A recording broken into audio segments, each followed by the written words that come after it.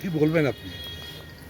নিন্দাজনক ঘটনা, এটা হওয়া একদমই উচিত ছিল না। যেই করুক, যেভাবেই করুক, কিন্তু এটা একদম কি মনে হয় কারা কারা এই আগুন লাগিয়েছে? এটা আমি বলতে পারবো না, কিন্তু এটা ঠিক না, একদমই ঠিক না। আজকে এত বছর আমাদের পাড়াতে যে কোনোই যাই হোক, কিন্তু এইরকম কোনো ঘটনা আজ অব্দি ঘটেনি। এই জায়গার নাম কি? এটা পালবাগান। কোথায়, কোন থানা? যাই করুক, এটা একদম ঠিক। এটা কোন থানা মধ্যে পড়ে? ভদ্রেশ্বর। আপনার নাম? আমার নাম তাপস রায়। আপনি এখানকার বাসিন্দা?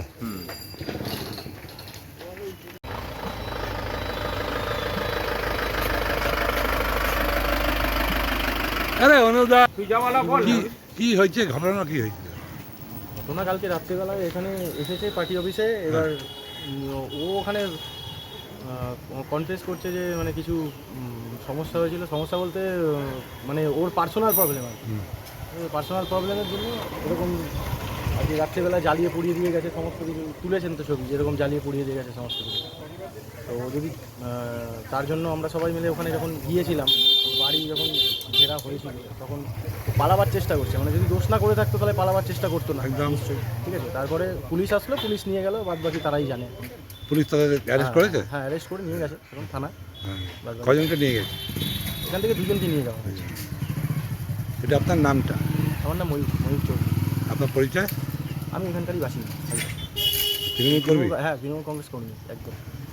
এই যে ঘটনাটা ঘটলো, কখন ঘটেছিল এটা আমি ঠিক বলতে পারবো না। রাত্রিবেলা অনেক রাত করে হয়েছে। এবার সময় মানে মানুষের মুখে যা শোনা যাচ্ছে বা প্রত্যক্ষদর্শী যিনি আছেন, যেনার ওপর ইয়ে হয়েছে, তো উনি বলছে মোটামুটি 2:30-3টে, প্রায় ভোর রাত। জ্যোতিষ জগতে অদ্বিতীয় ডক্টর অঞ্জন শাস্ত্রী, আপনার উজ্জ্বল ভবিষ্যতের একমাত্র দিশারি। Call for booking 7477886099 or log in www.anjanshastri.com। Download করুন আমাদের exclusive mobile app astro Anjan.